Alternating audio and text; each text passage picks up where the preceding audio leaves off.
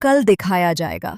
मंगल सबको बताती है कि सौम्या के हाथ में जो टैटू है वह सुदेश ने देख लिया था और उसी टैटू के रहस्य में छुपा है एक ऐसा सच जो अब सबके सामने आने वाला है। यह वही टैटू है जिसे देखकर सुदेश को उस रात की पूरी घटना याद आ गई थी, जब सौम्या ने गुस्से और डर के बीच उसे खाई की ओर धकेला था। लेकिन सौम्या बार बार मना करती है कि उसने ऐसा कुछ नहीं किया। उसकी आंखों से आंसू बह रहे होते हैं और वह कहती है कि कोई उसके साथ साजिश कर रहा है ताकि सबको लगे कि वही गुनहगार है। तभी अचानक सन्नाटा छा जाता है और वहां खुद सुदेश आ जाता है। सब हैरान रह जाते हैं क्योंकि सबको लगा था कि सुदेश अब कभी नहीं लौटेगा।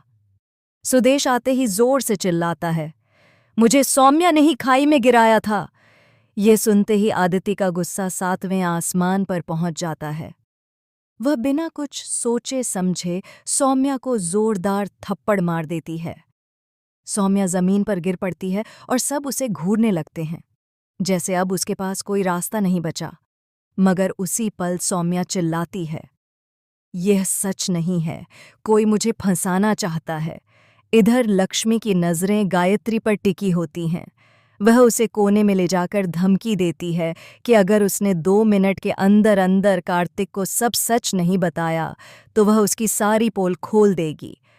गायत्री डर से कांप उठती है, लेकिन लक्ष्मी की आंखों में ऐसी आग जल रही होती है कि अब उसकी बात मानने के अलावा कोई रास्ता नहीं बचता।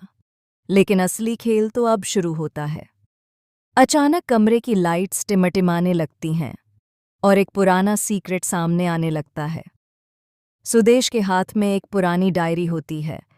वह सबको दिखाता है और कहता है कि इस डायरी में दर्ज है वह रहस्य जिसके लिए सब एक दूसरे से छिपते रहे हैं।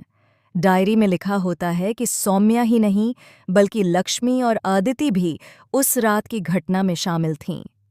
दरअसल खाई तक सुदेश को ले जाने का प्लान 3 लोगों ने मिलकर बनाया था ताकि वह किसी बड़े राज को उजागर न कर सके।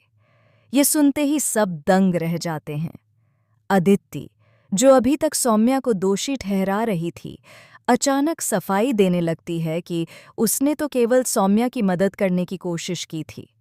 लेकिन डायरी के पन्नों में सबूत साफ साफ लिखे होते हैं। गायत्री वहीं खड़ी कांप रही होती है क्योंकि उसे असल में पहले से सब पता था, लेकिन उसने अब तक चुप्पी साधी हुई थी। तभी मंगल कहती है, यह तो सिर्फ शुरुआत है, असली सच्चाई तो अभी सामने आनी बाकी है। और फिर वह सबको बताती है कि जिस रात सुदेश को धक्का दिया गया था, उसी रात वहां चौथा शख्स भी मौजूद था जिसका चेहरा किसी ने नहीं देखा।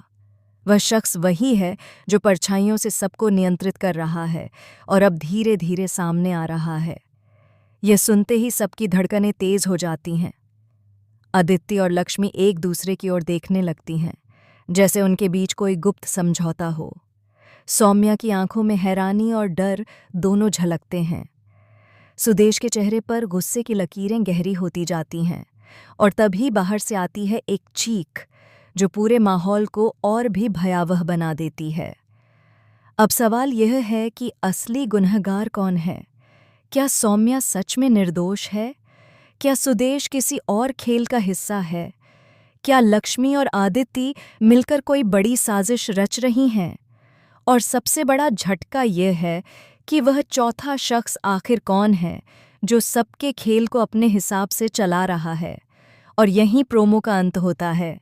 यह रहस्य और भी गहरा हो गया है और दर्शक अब अगले एपिसोड का इंतज़ार और भी बेसब्री से करेंगे। तो मिलते हैं अगले वीडियो में। अगर आपको ये वीडियो पसंद आया हो तो वीडियो को लाइक कीजिएगा, कमेंट कीजिएगा और मेरे चैनल को सब्सक्राइब कीजिएगा। Tata, bye bye.